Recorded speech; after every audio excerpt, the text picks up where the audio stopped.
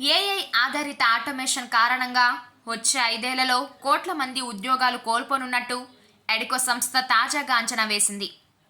9 దేశాల్లో 18 రంగాల్లో గల ప్రముఖ సంస్థల టాప్ ఎగ్జిక్యూటివ్ల అభిప్రాయాల ఆధారంగా ఓ నివేదిక విడుదల చేసింది. ఏఐ కారణంగా ఉద్యోగుల తొలగింపులు తప్పవని 41% కంపెనీలు అభిప్రాయపడ్డట్టు తెలిపింది.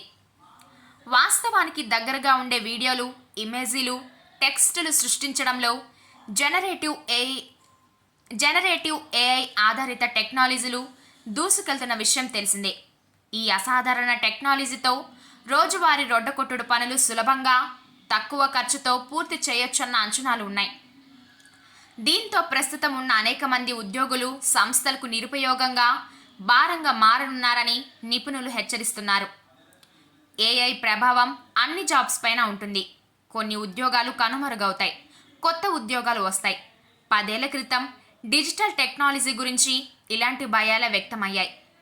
అనేక మంది ఉద్యోగాలు కోల్పోతారన్న ఆందోళన వ్యక్తమవుతోంది.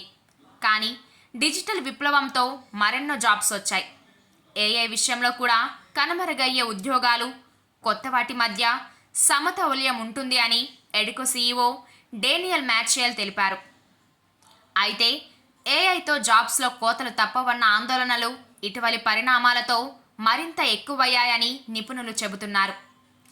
ఏఐ చాట్బాట్స్పై గూగుల్, మైక్రోసాఫ్ట్ వంటి కంపెనీలు దృష్టి పెడుతుండడంతో ఉద్యోగుల తొలగింపులు తప్పట్లేదని అంటున్నారు.